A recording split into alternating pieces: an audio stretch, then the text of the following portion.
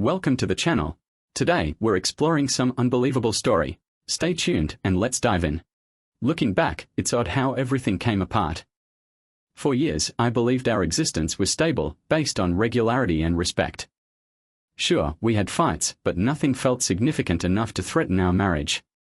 It wasn't until lately that I realized I'd been disregarding more serious matters. What seemed to be little irritations had developed into serious fissures, and I had not even noticed. Then came the phone call, which devastated my confidence. Rachel's voice was calm yet firm. I wanted to protest, but I remained still. It dawned on me, I had been oblivious to alterations I didn't know how to correct. I heard her voice, but it seemed far. My thoughts went off, and I was unable to answer. Everything around me blurred, leaving me in a peculiar calm. "Gosh," I mumbled. "What's wrong?" Tom said, breaking through my daze. I could only imagine that the marriage I had fought so hard to maintain was slipping away. The phone conversation was unpleasant enough, but reading her letter made it seem definitive. I couldn't even identify who had written it. Was this really the lady I married? "What does it say?" "Please tell me," Tom said. I couldn't comprehend it. I must have misinterpreted it. I needed to reread the letter, expecting to discover anything that would alter everything. "Daniel, are you okay?" "What's going on?" Tom questioned. "In the army, you are taught to recover swiftly from trauma during operations. I always managed to regain control after pandemonium." I was stunned after reading Rachel's letter, but it didn't take long for me to shift into problem-solving mode. The first aim is to send Tom home without disturbing him. This was not his fault, it was between me and Rachel. "Daniel," Tom began. "Daniel, listen, thanks for coming tonight, but the letter blew up my life." "Have you read it?" I was unsure. "No, I never do that," he said, little stunned. "Okay, thanks for the company, but I need some time. Can we reschedule?" He was astonished but sad, not furious. "All right, Daniel. You won't do anything stupid, right?" he said, taking the wine glass from me. "Don't worry. And if I need anything, I won't hesitate to knock on your door," I answered with a grin. He smiled back and walked away, indicating that I was calm enough. But my thoughts were on something else. Priority number 2, handle my business alone. I contacted the office and informed them that I would be gone for the rest of the week. Family problem. Please use email exclusively. My helper would understand without asking questions. Priority 3, numb the pain. I drank my Moscato, followed by Sophia's. Then I viewed the letter again. In rage, I swiped it off the table. Sophia had gone, the practicalities were done, but my tranquility had been broken. I took a bottle of whiskey and slipped into my chair. Forget the glass. Forget manners. I lifted the bottle. "Here's to you," I mumbled. "Go ahead, sleep with your doctor, you idiot." I took a few swallows of whiskey, but they felt bitter in my tongue. I was outraged while pretending to be a soldier, correct? I spent hours cursing my wife and drinking whiskey till I passed out.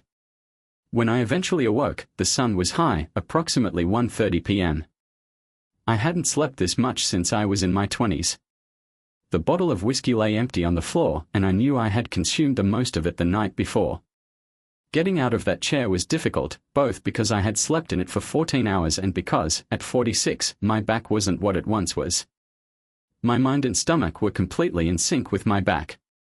The booze had been a buddy last night, but now I needed medication. I strolled out onto the deck for coffee, happy that the large hedge between my yard and the neighbors prevented me from making small conversation with inquisitive fucks. They knew too much and would ask questions that I wasn't prepared to answer. I momentarily pondered closing the gate, but ultimately decided against it.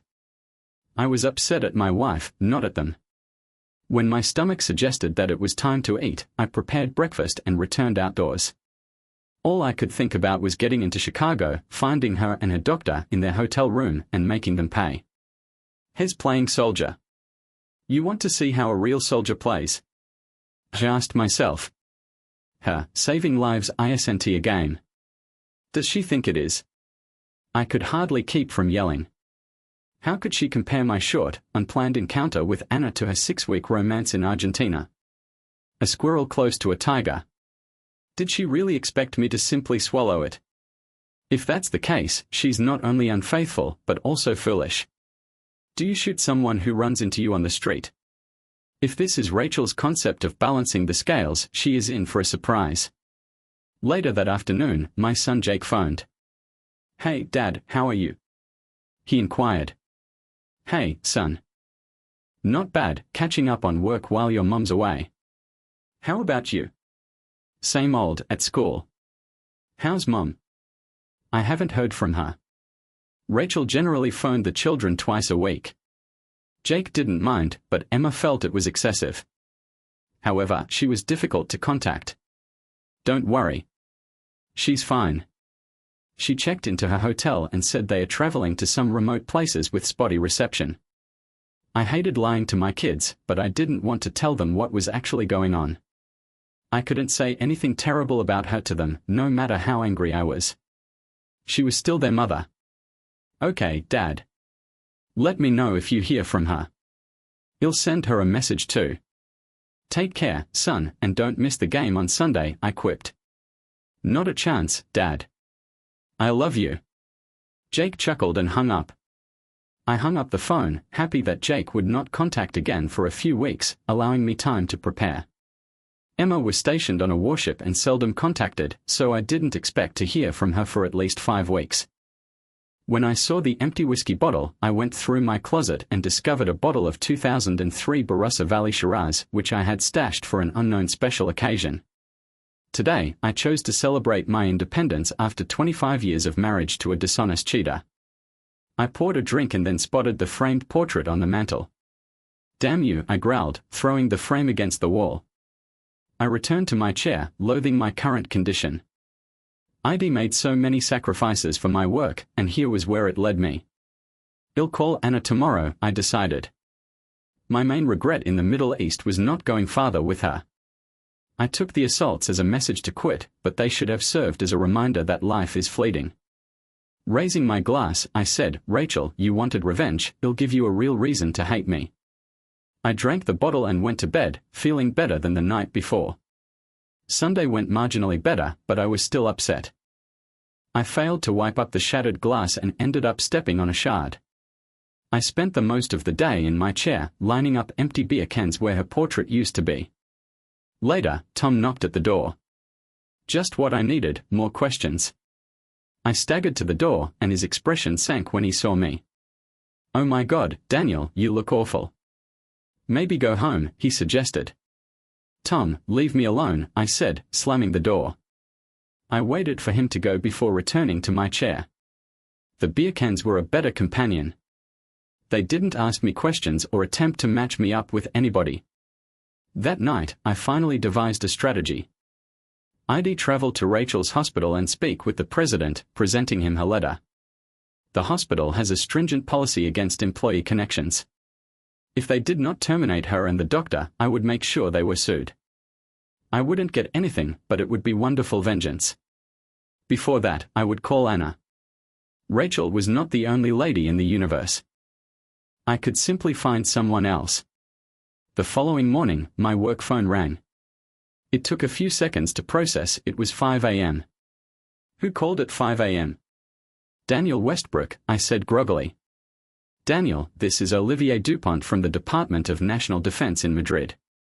How are you?"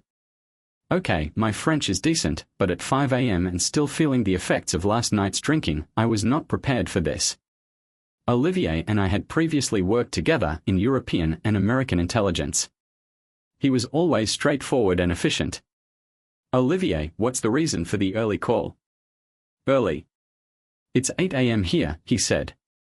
"My mistake." "Sorry, Daniel." "It's fine."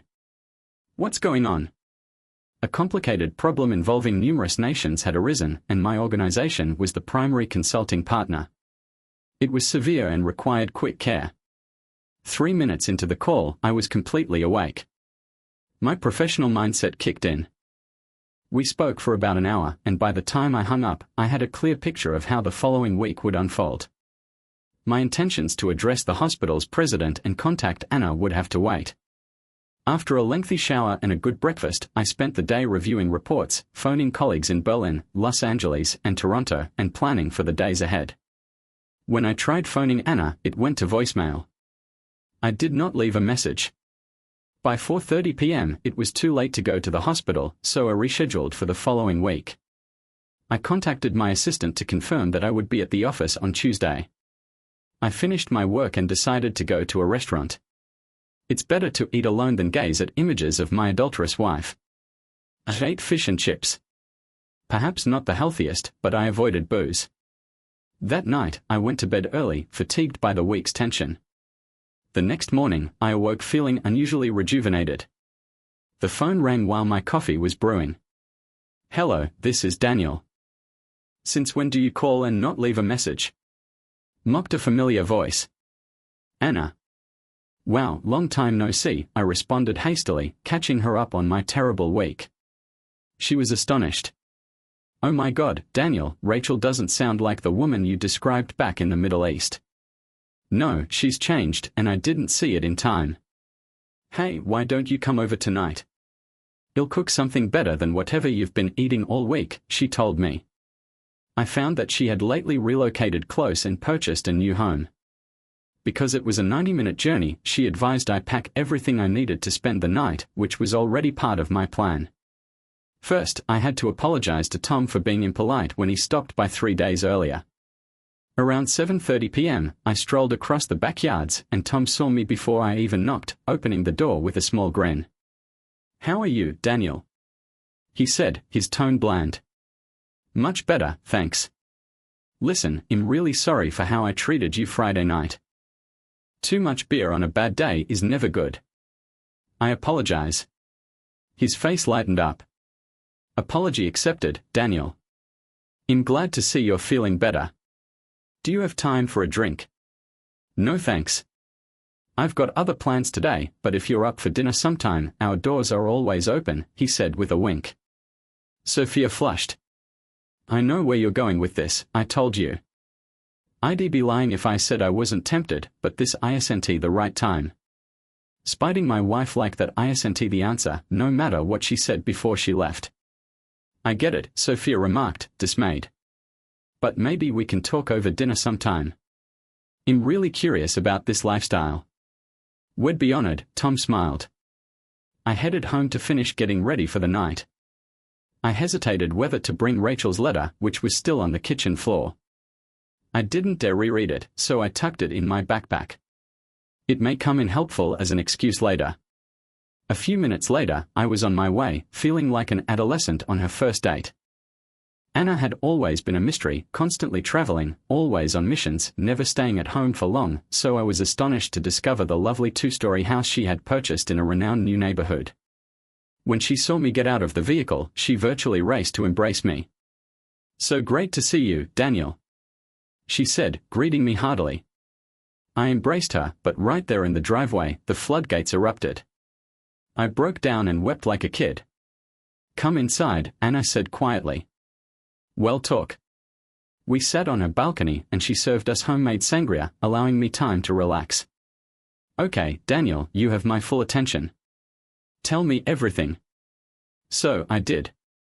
I informed her about the previous few years, my return from the Middle East, my second job, and Rachel's promotion to chief nurse in neurosurgery.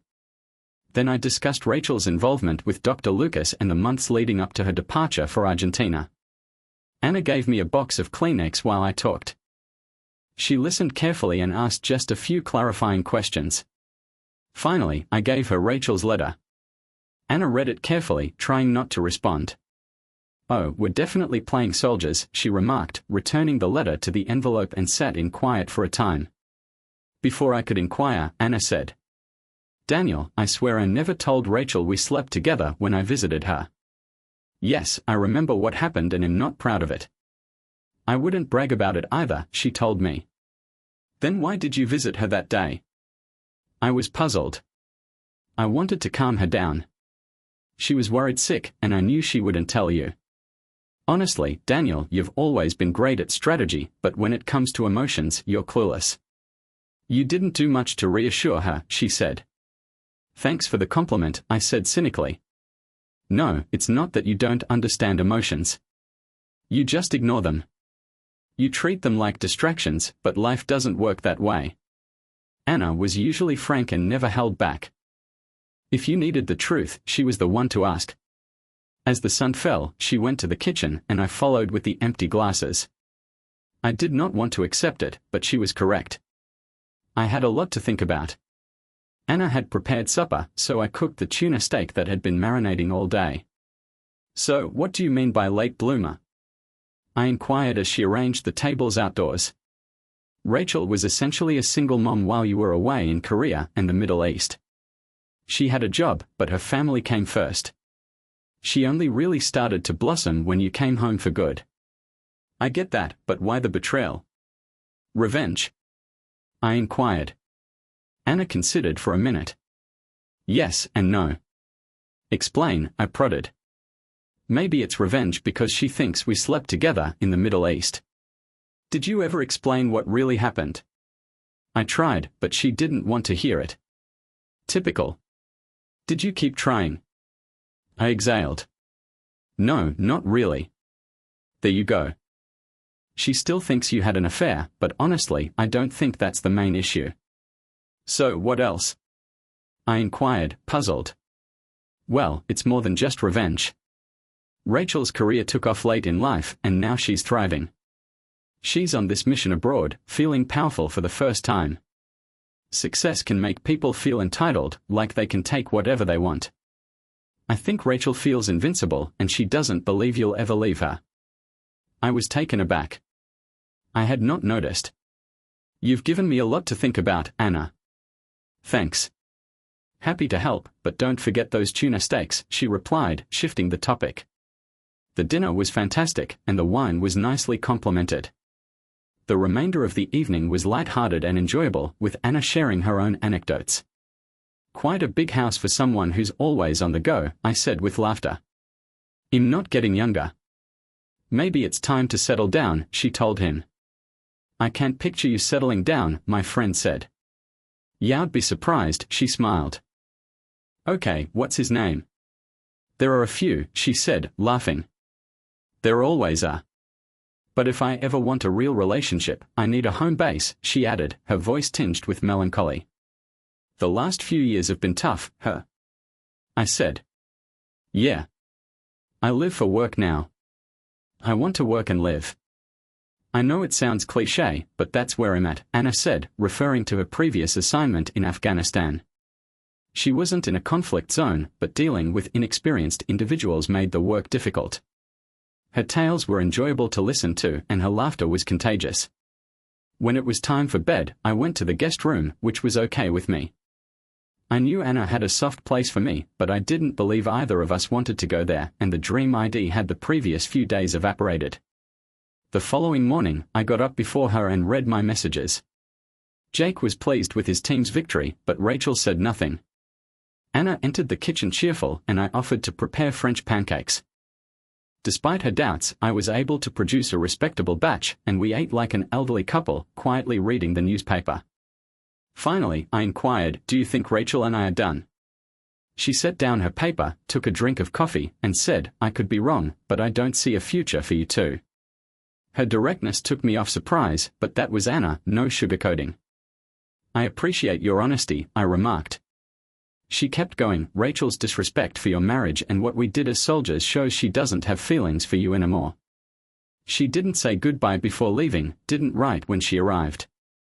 In her mind, you're already part of the past. I hugged Anna goodbye, thanked her, and vowed to keep in contact. On the way home, I kept wondering, what if? If only. Perhaps I should have it, but I knew I couldn't turn back. When I arrived home in the afternoon, I discovered the neighbors were not there, so I worked in the yard without interruption. I wasn't sure whether I was prepared to return to the workplace the next day. That night, I couldn't sleep, unable to accept that my marriage may be finished. There has to be a solution, something I had overlooked. I still had 6 weeks to work things out. Tuesday was spent organizing the week, and although I wasn't excited, it became evident that I'd need to go to Los Angeles by the end of the week. Miss Brooks, my assistant, was curious about my absence but respected my privacy. I decided to inform her on the issue, so we had lunch and I quickly summarized the occurrences. She was taken aback but remained supportive as always, refraining from providing any thoughts. Talking about it helped me clear my mind. On the journey to Los Angeles, I worried how I might rescue my marriage. Should I comply with Rachel's desire to show my loyalty? Would doing so win her back, or would it merely increase her contempt? I also thought about Anna. It felt futile to be near to her, notwithstanding Rachel. Anna was gorgeous, but I never wanted to be with someone younger than me. I was pleased I hadn't slept with Anna, it would have been a vengeful act, and I couldn't stand exploiting her that way. I did not want to do that to Tom, either. I appreciated my neighbor's way of life, but I wasn't going to take advantage of it during my own difficult times. That evening in the hotel room, I couldn't get my ideas out. One unsolved problem was David. Should I tell him what I overheard over the phone? I was unsure. David wasn't a close buddy, but I thought he deserved to know, just as I wanted to be informed. How will David react? I honestly had no clue. If I walked up at the Embassy Hotel next month, as Rachel suggested, would I find a wife anxious to reconcile or someone preparing to announce a divorce? Perhaps she wouldn't show up at all. I didn't have time to go to the hospital to talk about Rachel's romance with the president while I prepared for my trip that week, but would it really matter if we were being divorced? Would confronting them end her affair? And did I really want to remain married to someone who felt forced to be with me? I spent many days in Los Angeles, talking with federal agents and Canadian colleagues. By the time I got home, Rachel had been gone for 3 weeks, and I was still full of questions and anxious about the future.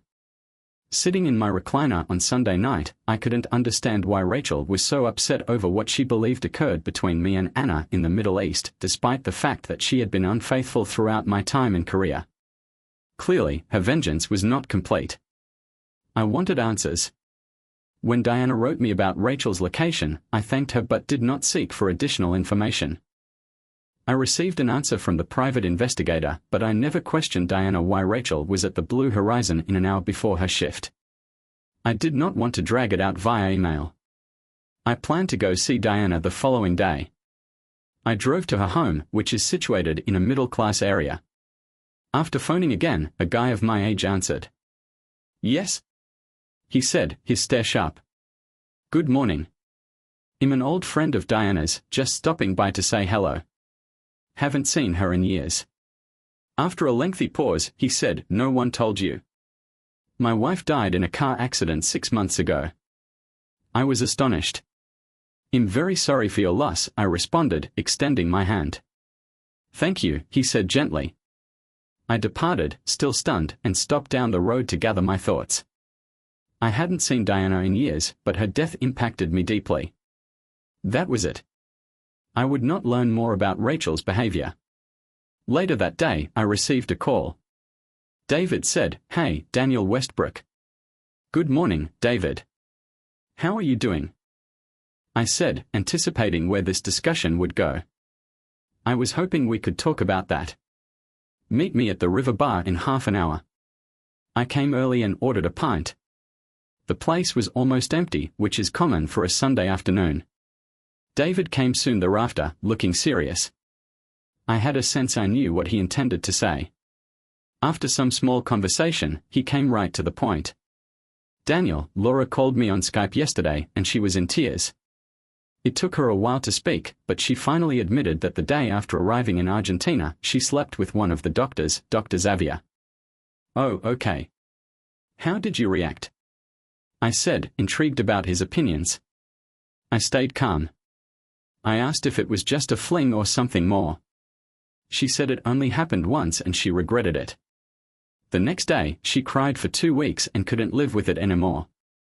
I thanked him for being honest and assured him we'd chat when Laura returned, that I wasn't upset. Honestly, I was astonished at how calm I felt. "So, what's your plan?" I inquired. "Stay calm now and hand her divorce papers at the airport." "No, I won't do that. I've had my own affairs, maybe 2 or 3, so getting mad at her would be hypocritical. That's why I asked you here for advice." "You're thinking of telling her about your affairs, right?" Yeah, but I'm worried she'll be upset that I didn't tell her sooner. It's possible, but you know Laura better than I do. David's expression became serious. There's more.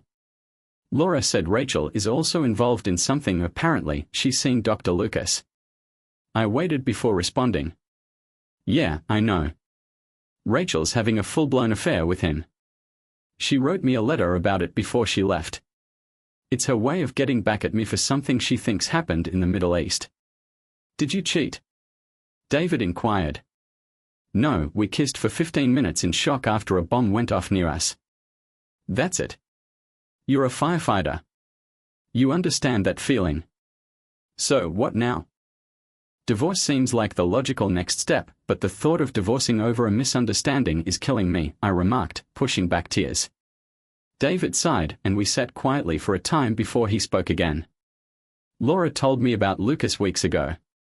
All the women at the hospital are crazy about him. Rachel probably thinks she's lucky. Yeah, maybe, I said, frustrated. We resumed our beers with supper, and the discussion lightened up. The remainder of the week was a flurry of activity, with government departments constantly pressuring me to resolve the newest issue. In the nights, I'd collapse, overwhelmed by what my life had become. I realized I needed to make a choice. One night, I carefully considered my alternatives. Option 1, meet Rachel at the Grand Plaza Hotel, as she requested, let her tell me how things are and see if there is any way to solve them. This choice made me feel uneasy. It gave her complete authority. She may even show up with Dr. Lucas and inform me that it was finished. I felt embarrassed enough. Option 2, deactivate all shared credit cards, create a new bank account in my name, transfer half of our joint assets, rent an apartment, relocate my belongings, and file for divorce. Then present her the documents in the hotel lobby and let my lawyer take care of the rest. It was a simple, basic solution that most people would recommend, yet the notion of it brought tears to my eyes. It would be painful, but maybe not for long. Option 3 was to notify Rachel via text or email that I would not be meeting her at the embassy because I had filed for divorce and she would be served there. But it wasn't great. Rachel may not check her messages, but if she did, she'd probably attempt to contact me. I did not desire a long-distance dispute. Option 4 was to vanish without trace. This would result in divorce within a year, but I disliked the concept of living in concealment. It wasn't the life I desired. Option 5 was a vengeance approach. The day before she returns, mail copies of Rachel's letter to our children, parents, and friends before departing for a 2-week holiday in the Caribbean. It was enticing, but not my style. I did not want to reveal our private concerns or be seen as a victim. In the end, it would not solve anything, and I would be left with the same difficulties. Unfortunately, option 6, pretending the previous month never occurred, was impossible. All 5 possibilities seemed to lead to divorce. Filing for divorce seemed unavoidable, and I understood I needed to act. I knew a few attorneys and decided to make some calls. On Tuesday, I arranged an appointment with Greg Simmons, who is renowned for getting things done swiftly. He came out as forceful and unpleasant, and we clashed immediately away. I described the issue and gave him Rachel's letter. How long has she been gone? He inquired. Almost 5 weeks, I responded. 3 weeks to realize divorce is the only option, he remarked, surprised and contemptuous. Yes, I said. What more proof do you need that she doesn't care about you? His tone was designed to move me from despair to action. I assured him I wasn't interested about material things. I simply wanted it to end fast. I instructed him to create paperwork that Rachel would not contest so that we could avoid dragging it out. He felt hesitant, but consented. Atwater said that the paperwork will be available by Sunday. He'd email a copy to my office and arrange for Rachel to be served at the Grand Plaza Hotel 2 hours after her flight arrived. The next week was one of the busiest in my career. I worked from 6 a.m. to 10 p.m., spending the day on the phone with colleagues in Europe and the nights completing paperwork. Jake texted a few times, saying his final exams were coming up and that he'd be home in 5 weeks, 2 weeks after Rachel returned. I questioned if the problem would be addressed by then. Jake was surprised that he hadn't heard from Rachel, but he figured that based on what I had told him about her schedule, she wouldn't contact him before returning. Emma phoned to check in, and like Jake, she hadn't heard from Rachel, which was understandable given her workload. Every evening that week, I returned home fatigued, and the man from the local takeaway restaurant rapidly became my closest friend. I didn't have enough energy to pack or hunt for an apartment, so it would have to wait. I also did not meet with the hospital president. What was the purpose of Rachel and I divorcing? I worked all day on Sunday and spent it doing housework and gardening. While watering the garden, I overheard Tom calling Sophia from inside. I strolled over to say hi. Tom welcomed me with a bright grin and inquired how I was. "I'm feeling better. More at peace than 5 weeks ago," I said. "Glad to hear it. Any news from Rachel?" the man inquired. "Not really. She's in places without much signal." "Hey, Daniel, can I take you up on that dinner offer?" the man inquired. "Of course. How about this Sunday?" "I've got some steaks to grill," he joked. "Perfect. See you on Sunday," I agreed. The next week was just as hectic, leaving me with little time to contemplate. On Sunday morning, a courier handed my divorce papers. I viewed the envelope like Rachel's letter, which I didn't want to open. It could wait. Then, just before noon, everything changed. Olivier contacted to tell our position in Europe was worsening. I phoned my colleagues and discovered I'd have to go to Europe for at least 10 days, which meant I wouldn't be home when Rachel arrived the following Sunday. This eliminated option 1, since I had never truly explored possibilities 3, 4, or 5. My only option was option 2, but I wouldn't be available to discuss it with her. She'd have to work things out for herself, just as I had over the previous 6 weeks. On my way home, I picked up a few bottles of wine, had a fast shower, and went to Tom and Sophia's. They welcomed me pleasantly and happily. There were no sexual connotations this time. Tom couldn't stop complimenting the new butcher store where he discovered the steaks. Dinner was excellent. The meal was delicious and the company was delightful. I provided further information concerning Rachel's letter but did not mention filing for divorce. Maybe that was my way of allowing Rachel to explain the turmoil she'd created. Following dinner, we cleaned the table and relaxed on the balcony with glasses of port. With the wine flowing, I decided to raise a question that had been on my mind. "So, I'm curious. How did you two start sharing Sophia with other men?" They were shocked, but Tom recovered fast. "It started as a fantasy years ago. We were watching a documentary about unusual sexual practices, and Sophia seemed especially interested when they talked about partner swapping. After the show, I teased her, and she admitted it had been a long-time fantasy of hers. That intrigued me too, and after nearly a year of talking, we decided to try it." "Do you both swap partners, or is it just Sophia with other men?" I was wondering. "Sometimes I sleep with other women, but it's not my main fantasy. We started by dating other couples, but I realized I get the most pleasure from watching Sophia with other men. I've been with other women, but none of them gave me the same thrill as Sophia." He leaned down and said, "Sophia is amazing in bed. Her body is perfect, and her energy is like a nuclear bomb." Sophia flushed. "So, there's no real incentive for you to sleep with other women?" I said with curiosity. "No, not at all," Tom said. "Sophia never meets them in secret. Everything is open, and afterward, we make love and talk about it. Sometimes even laughing. So, you both see it as a shared experience without feeling forced or left out?" I said with curiosity. "Exactly," Tom said. "Do you view this as a hobby separate from your marriage vows?" I questioned you. "Yes," Sophia said. "Love is love, and sex is sex. I've never broken my vows because Tom and I agree on what we do with our bodies. It's normal after years of marriage to wonder what it's like with others." Tom went on, "What were my choices? Cheat on Sophia or explore this with her?" The second option was full of possibilities. I nodded.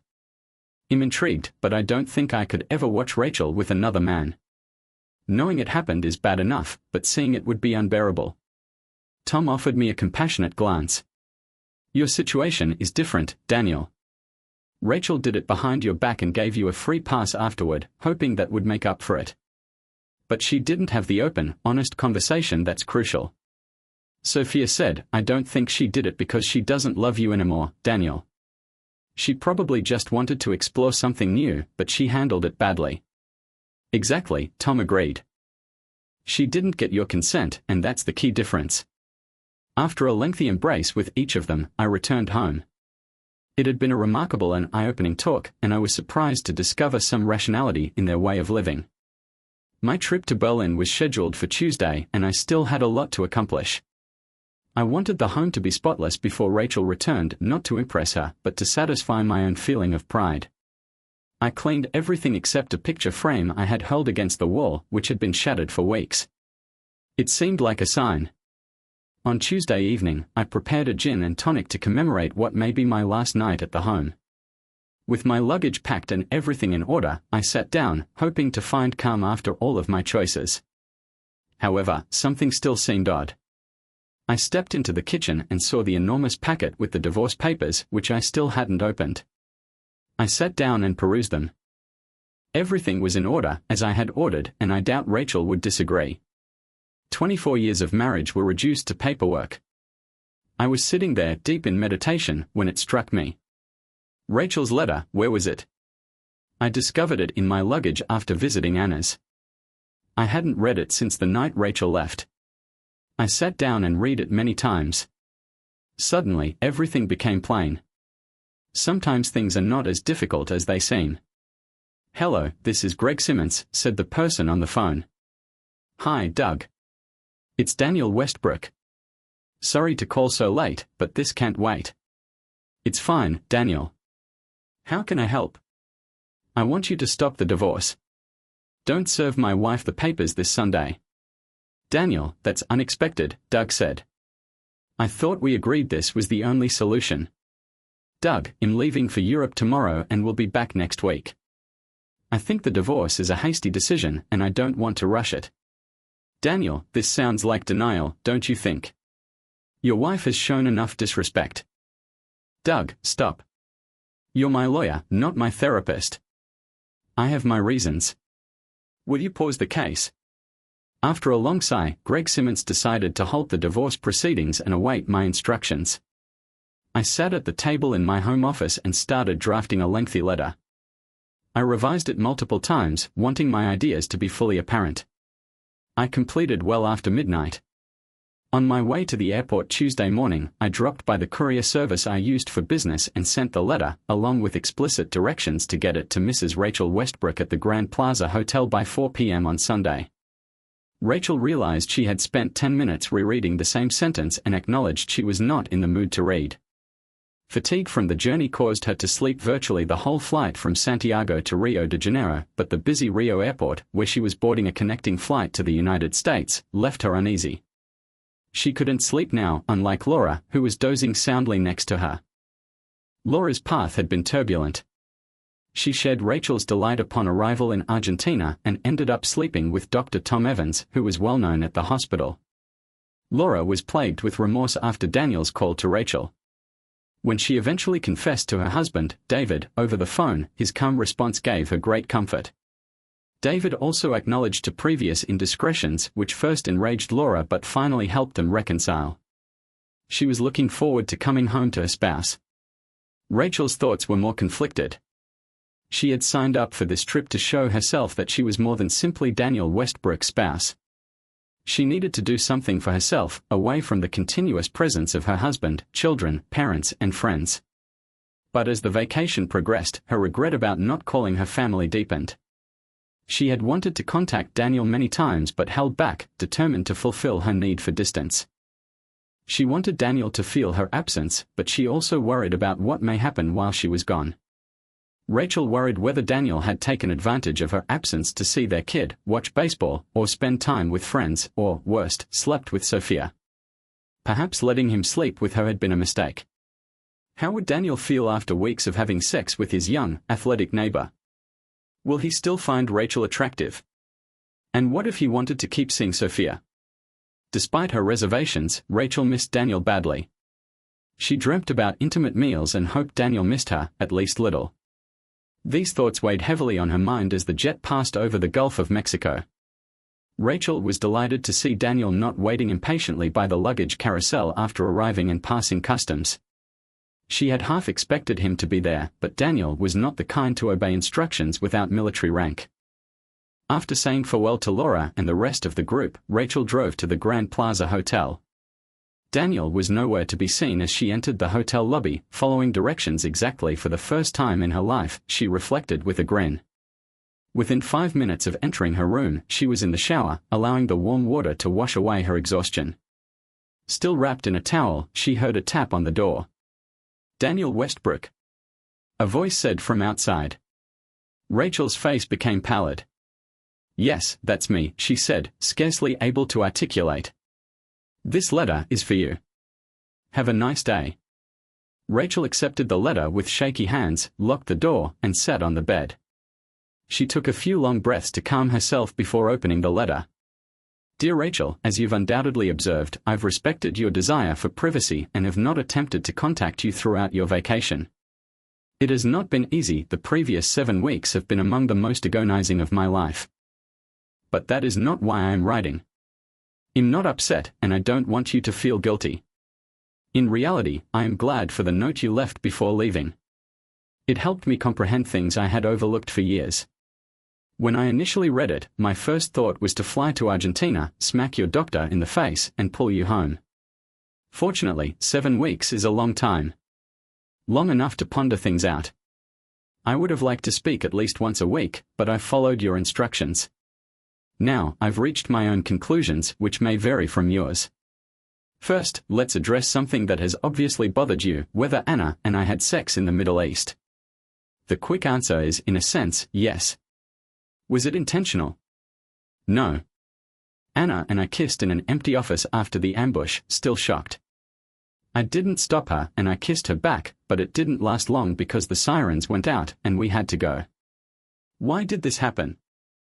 Surviving a near-death experience might lead to reckless behavior, as if you are living on borrowed time.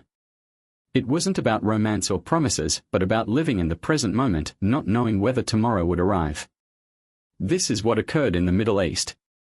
There was no plan, and it never occurred again. After you left, I went to Anna and remained the night, not with her, but in her guest room. She helped me make sense of my life, but there is no romance between us. I am not in love with her, but she is a nice friend.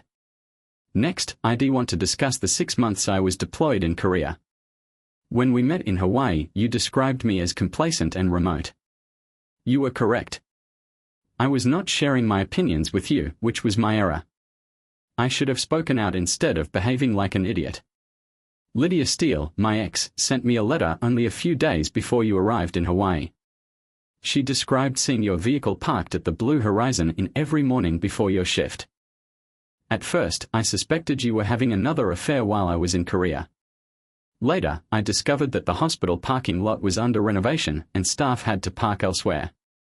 The Blue Horizon Inn was a handy alternative, although I'm still not sure why you came so early. Lydia died in a vehicle accident a few months ago, so I'll never be able to hear her viewpoint. I'm hoping you can clarify it. Finally, let's talk about Sophia. I realized that you wanted me to have sex with her. Actually, I didn't. And here is why. First, I am 46 years old, and she is 29. You know I've always favored ladies my age. Sophia is gorgeous, but she is too young for me. Second, it would have been a vengeance act, which is not how I see sex. For me, it's about enjoyment, not retribution. Last Sunday, I ate supper with Sophia and Tom. We had delicious steaks, some port, and plenty of chat, including partner swapping, but it was all talk. Now, let's discuss your vacation and the contents of your letter. This may surprise you, Rachel, but if you had told me you felt the urge to sleep with someone else, I would have been willing to discuss it openly over a bottle of wine. I would have expressed my emotions and desires, and maybe we might have tried something new together. But you took a different road. You went without saying goodbye, did not notify me that you had arrived safely, and left me a note 3 days later, basically stating that you intended to cut me out of your life for 7 weeks to live your own and have a romance. You planned for me to sleep with our neighbor to alleviate your own guilt, and the subtle comments about my work and playing soldier were hurtful, Rachel. They are still hurting. It took your vacation and affair to completely grasp how furious you have been at me throughout my absence. I keep wondering how we got here. 3 ideas spring to mind. First, I believe you hate me for pursuing a successful job while you were left to raise the family. You handled the kids, the home, the finances, and everything else, leaving you with little energy or time to pursue your own profession. Second, after retired, you finally had the opportunity to concentrate on your job, and you are now known as the greatest nurse in the hospital. It gave you fresh wings, and you felt as if you earned the freedom to fly anywhere you chose after being restrained for so long. I understand that. I would have felt the same way. I would have liked to chat to you about it, maybe even rejoice with you, but you were too upset with me to do so. Third, and maybe most importantly, we've done a lousy job of communicating throughout the years, which has gotten us into this problem. Rachel, I have always been thankful for all you have done for me and our family, but I made the mistake of telling everyone except you. I've been so proud of your accomplishments, but I've only told others, not you. If you had communicated your thoughts with me and I had listened, things may have turned out quite differently. I'm worried it may be too late now. Rachel, we could have gotten too far apart to solve things. That is why I called a lawyer and drafted divorce papers, which I intended to send you today. But your message offered me a glimmer of hope. Perhaps there is yet anything left to salvage. So I've resolved not to let everything fall apart without having an open chat. You've probably already realized that I won't be seeing you in the lobby today. There are 2 explanations for this. First, I am a coward. When you said Dr. Trey was only a fling and you didn't love him, I believed you. But how are things today after living with him for 7 weeks? Did you fall in love with him? Maybe he is sitting next to you while you read this letter. I can't bear the thought of seeing you in the lobby and being informed it's over, that you're now with him. That is more than I can manage right now. The second reason I won't be seeing you today is logistical. I'm in Madrid. Yes, I am still traveling and working with security challenges in foreign affairs. I left last Tuesday, had a stopover in Berlin, and landed in Madrid today. I will be returning next Friday. My flight itinerary is inside the package. When I return, I advise we meet at the Grand Plaza Hotel, exactly as you requested today. If you turn there, I will know 3 things. First, that you still want to be my wife. Second, your romance with Trey has ended. Third, you are eager to learn from the past and improve our marriage. Do not come if any of these are missing. Also, please do not attempt to contact me before then. I want you to make the choice to meet me based on your own opinions. If you don't show up within 2 hours of my arrival, you'll understand and accept that it's over. I will not get angry or resentful. You'll weep some more and then attempt to go on. Whatever happens, Rachel, I do want to apologize for whatever I did that may have contributed to this unfortunate scenario. I recall the final thing you wrote in your letter and stated on the phone, you love me. I adore you, Rachel. I know it's crazy, but I'm hanging on to it. With love, Daniel. Rachel leaned back on the bed, looking at the ceiling for a few moments before gathering her thoughts. Oh my God, I definitely didn't expect this, she said, tears flowing down her cheeks. She had always thought she loved Daniel more than he loved her. In her perspective, she was just a part of Daniel's life, and his profession always came first. She suspected he disliked her for forcing him quit flying. Their existence had been ordinary, not ideal, but typical. Like many couples, she never expected Daniel would do such in-depth soul-searching about their marriage. She expected her vacation to serve as a wake-up call for him. She joked in her letter that Daniel could desire a divorce, but she never really thought he'd genuinely contemplate it. Unless as joking, she wondered. But no, that's not like him. She couldn't believe Daniel had been so moved by her acts. These 7 weeks had been excruciating for him. She had ordered supper and a bottle of red wine for her room. Daniel was not coming, but she was not ready to return to their empty home just yet. I've always disliked traveling to and from Europe. 11 hours on a plane is absolute torment for the nerves and back. I was annoyed when we eventually arrived after a stressful journey, but happy that we had addressed the information breach in Europe before it became public. Now I could concentrate on the most essential issue, Natalie. Aside from not meeting her at the hotel last Sunday, I followed her instructions. I even had health testing in Berlin last week. I grinned to myself at the absurdity of being in a Berlin clinic after not having been intimate with anybody since Natalie's departure. The nurse was losing patience as she attempted to locate a vein in my arm. As I drove to the hotel after landing, I realized I hadn't prepared a backup plan in case Natalie didn't show up. My anxiety set in as I rode the elevator from the parking lot to the main entrance. I arrived on time, and there were no indications from her indicating she would be late. The lobby was almost empty, with the exception of a lady waiting nervously at the entrance. "Hi, Natalie," I whispered quietly from behind. She sprang up and pushed herself into my arms. "Ryan. God, I missed you so much," she said, crying. We held for about a minute until I slowly drew away and smiled at her. "Ryan, I'm so sorry for everything," she whispered, holding my face in her hands. I kissed her forehead. "Shall we rent a room, beautiful?" I inquired with a wink. We booked a room and ordered lunch and wine. I asked Natalie to wait half an hour after we arrived in the hotel while I had a brief shower to freshen up after the long travel. "Sorry for the delay, but I needed it," I said. "Yes, it was necessary," Natalie said with a playful chuckle. She waited, holding a glass of Pinot Noir and a piece of paper. I looked at her with caution. "This is my clean bill of health," she said, beaming. I giggled as I showed her mine. "Natalie, can you confirm that Dr. Chase is no longer in the picture?" I inquired, tortured by doubt for the previous 7 weeks. Natalie almost laughed. "Ryan, I ended things with Chase the same night you called me in Bogota. After we hung up, we continued what we were doing, but he started bragging and insulting you. I didn't like it. I stopped, looked at him, got my things, and went to my room. He barely spoke to me for the rest of the trip. Things were icy even in the operating rooms. How could I not worry?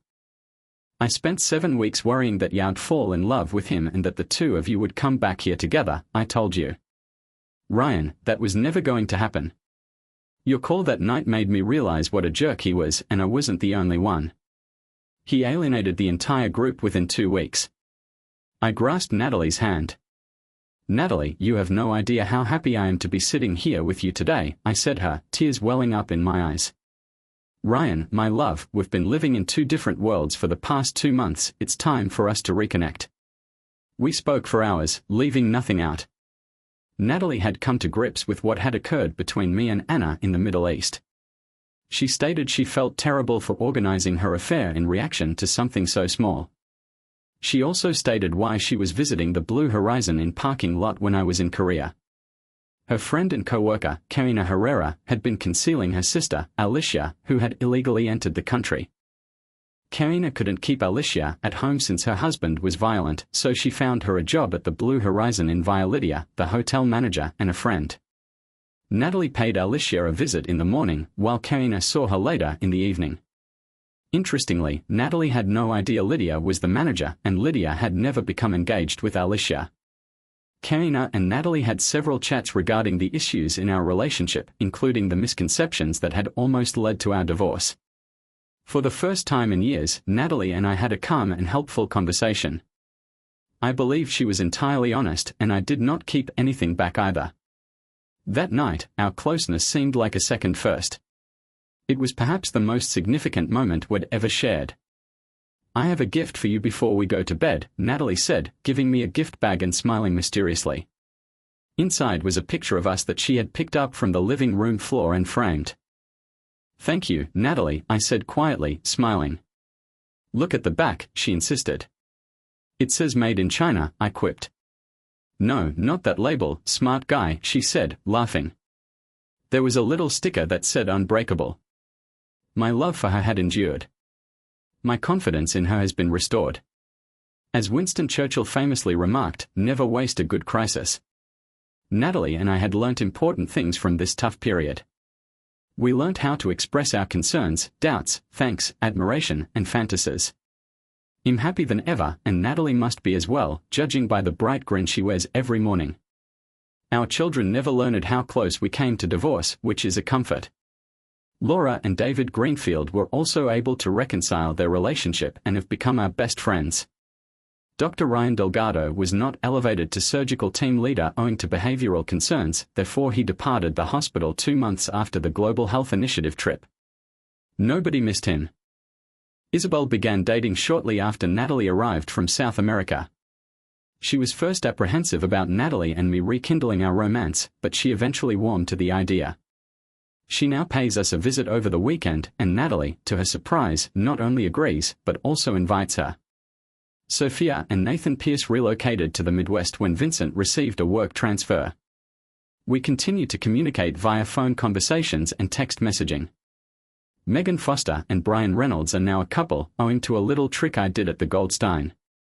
Natalie contacted Sophia in Chicago to inform her, and they laughed for almost 10 minutes over the phone. Greg Simmons almost lost it when I advised him to throw out the divorce papers. He called me a weakling, an idiot, and a few other derogatory terms. I threatened to submit a complaint with the Bar Association, which promptly shut him down. Natalie was promoted to chief nurse for the whole hospital. She has a better schedule, a lot greater pay, and is beaming with joy. I'm still dealing with challenging challenges at work, but I've returned to my first love, flying. With Natalie's approval, I purchased a Cessna 162, which was an impulsive purchase that I am quite pleased with. After pondering about everything, I've realized that life often offers us with unexpected obstacles, yet these challenges may also be chances for development. Natalie and I went through some of the most difficult moments in our marriage, but with open communication and a willingness to address our suffering, we were able to reconnect. It was not an easy journey. There were times when I believed it was over. But often the most difficult routes lead to the greatest friendships. Our marriage is far from ideal, but it is genuine and uniquely ours. We've learned to communicate more effectively, to listen without judgment, and to express our goals and worries without hesitation. The catastrophe, rather than pulling us apart, drew us closer together than ever before. I've also learned that relationships demand ongoing work. It's easy to take things for granted and believe that everything will stay the same, but that's not how life works. People change, circumstances change, and if you do not adjust, you risk losing sight of what is actually important. Looking back, I'm thankful for the lessons learned, the errors we made, and the love that, despite everything, never faded. Natalie and I have a second opportunity now, and we want to make the most of it. It is not about ignoring the past, but rather about learning from it and creating an even stronger future. As I sit here, watching the sunset, I am filled with optimism. Hope for ourselves, our families, and the lives we've made together. Natalie's grin tells me that we can overcome anything if we are prepared to fight for one another. Life may not always be simple, but with her at my side, I am certain we can tackle anything comes our way. Thank you for watching. Do you believe that open communication can salvage a relationship? Please let us know in the comments.